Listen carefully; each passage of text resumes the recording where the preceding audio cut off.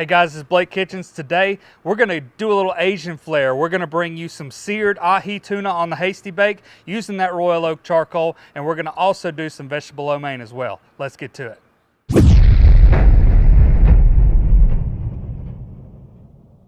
So let's talk about how we're going to treat this tuna today. It's going to be really simple. The first thing we're going to do, we're going to put a little coat of olive oil down just to kind of use as a binder.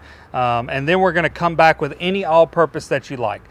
Really, we're just using this all-purpose to add a little bit of salt to it.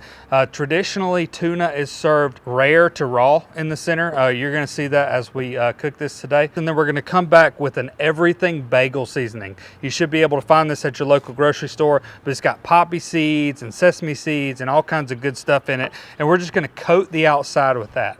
Once we do that, that's really all we're going to do to it. Today, we're planning on getting the grill as hot as we possibly can using this royal oak lump charcoal to just get a really good sear on the outside and keep it nice and rare on the inside. And we're also going to cook some vegetable lo mein using all these ingredients right here. Let's get this grill fired up with this royal oak lump charcoal, and let's get this tuna on the grill. So today we're cooking on the Hasty Bake Legacy because it has such good heat control with the fire basket that raises and lowers. And so we're going to go ahead and get this royal oak charcoal lit, and we're going to get this thing going.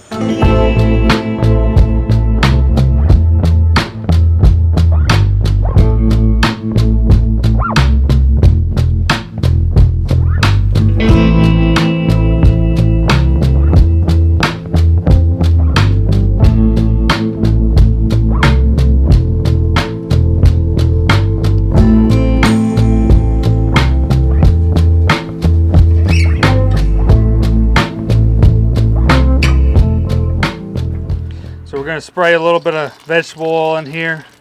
You can kind of tell when it gets hot, it gets looking real shimmery. So when we're doing vegetable lo mein, we want to start with our veggies because our lo mein, our vegetables are actually not going to take very long. And we're going to start with our garlic. We're going to do about 3 cloves of garlic here.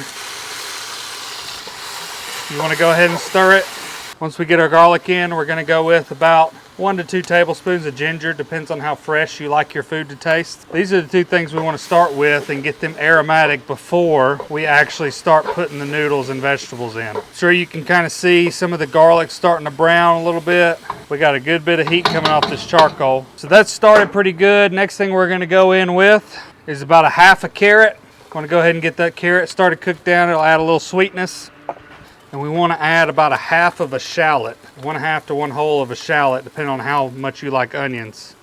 Constantly stirring. We want to get these things started to cook because our noodles are already cooked. For your noodles, just buy some lo mein noodles and cook them according to the package beforehand, and then we'll get them a little fry going in this wok.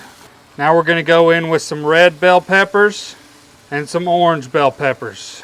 All right, once our bell peppers get about halfway cooked because they're going to continue cooking. We don't want to cook them all the way. We're going to go ahead and add in our noodles.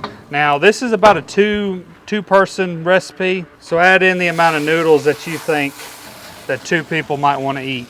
And we're going to give that a good stir because we want to get the good fry on these noodles. If it starts to look a little dry in there, once you take a little vegetable oil, just add it to the bottom. So here comes our flavoring. So this is key. You want to do 2 to 3 tablespoons of oyster sauce. Then you want to do about equal parts soy sauce. This will depend on how salty you want it. And then we're going to give it a good stir. We want to get all that incorporated in really well. All right, once your lo mein and your vegetables in your lo mein have reached the doneness that you desire, what I want you to do is I want you just to move it off to the side like this. So it's going to keep it warm. It's not going to continue cooking. We might continue to stir it a little bit periodically, but now it's time to sear the ahi tuna. All right, so y'all remember we want this thing to sear really hard, so we're going to move this real close because we only want to leave it on the grill for about 30 seconds or so.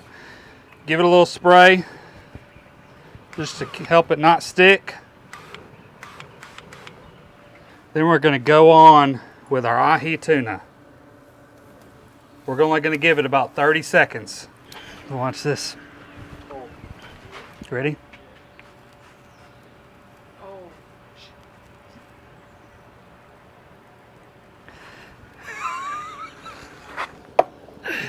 All right, it's been about 30 seconds. Let's flip this thing over. Oh yeah, that is looking good right there. All right, so you guys remember I said tuna's traditionally served pretty rare. We're sitting at about 85 degrees. Honestly, a lot of people are going to take this off, and I am too.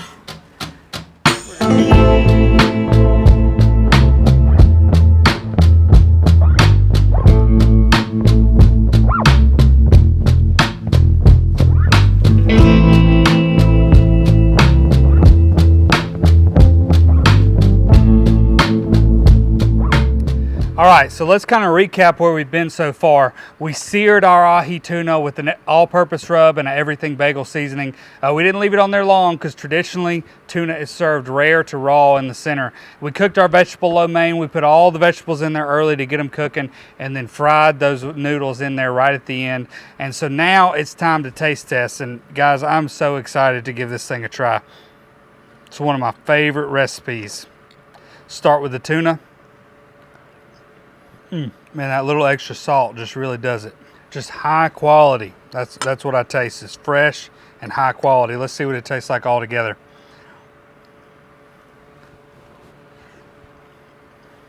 You cannot beat fresh ahi tuna seared on royal oak charcoal with some vegetable lo mein.